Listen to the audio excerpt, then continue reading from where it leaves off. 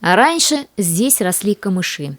А озеро Акгюль было огромным, но с каждым годом территория водоема уменьшалась из-за строительства многоэтажных домов.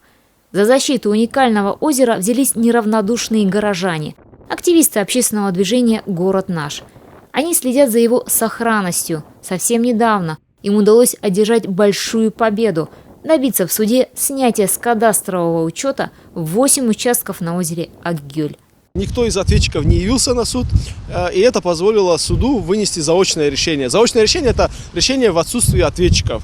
Оно теоретически может быть обжаловано и пересмотрено, но только при условии, если ответчики проявят инициативу. Я полагаю, что есть такая вероятность, что они не проявят инициативу, потому что никому, раз они на суд не пришли 2 раза, значит и вряд ли будут обжаловать. Общая площадь отвоеванных участков составляет более 16 тысяч квадратных метров, и большая часть их находится под водой. Застройщики планировали засыпку озера под строительство жилых зданий, банкетных залов и других объектов. Фактически мы выявили и доказали это через заключение специалиста о том, что 2 участка полностью находятся в воде, один из них вот где-то здесь. То есть, чтобы до него добраться, нужно вплавь отправиться, и, соответственно, только тогда мы попадем на этот участок.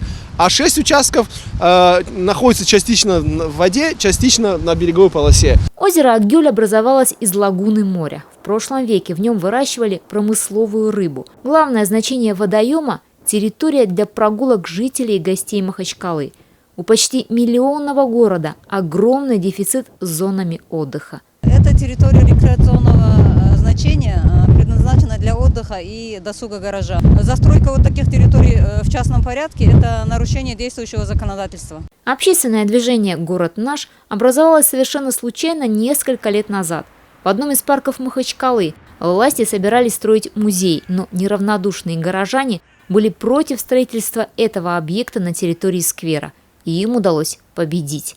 Много есть случаев, которые именно движение «Город наш» и вот такие общественные группы добиваются, не о всех них известно, и на самом деле не стоит бояться, и стоит отстаивать свои права, то есть будь то это какой-то участок во дворе, будь то это озеро, то есть озеро ничем не отличается от того же самого двора или палисадника, в котором строят дом и там ломают какие-то качели и так далее. Затем активисты начали бороться против строительства торгового центра на месте памятника поэту Эфенди Капиеву. И в этом случае они также отвоевали территорию.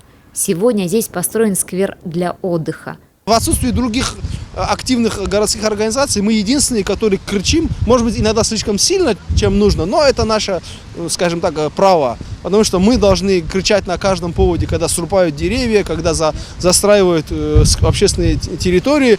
И поэтому уже интересуются нашим мнением, уже иногда нам звонят, спрашивают. В группе «Город наш» уже более 100 неравнодушных дагестанцев. Они активно борются за свои права. Главная цель каждого из них – сохранить и благоустроить родной город для потомков. Патимат Брузиева, Рамазан Магомедов, канал Алиф, Дагестан. Если есть темы и события, которые вы считаете, что нужно осветить, напишите нам news@alif.tv.